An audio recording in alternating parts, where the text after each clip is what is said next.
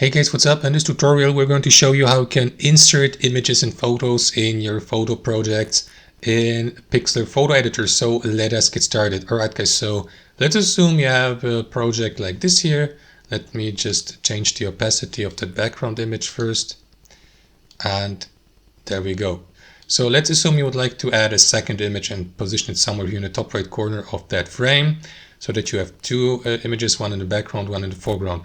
This is how you can do it. You will need to add a new layer first. To do that, navigate to the list of layers to the right, click into that plus button or hover your mouse over it and select image from that menu.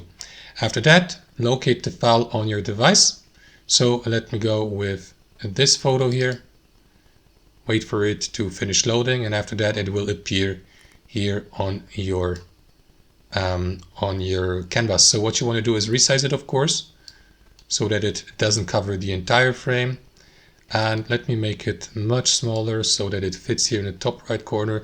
Move it into that corner here, and that's it. That's how you add or insert a second, third, and so on and so forth image and photo to your photo project in Pixlr. Thanks for watching and have a fantastic day.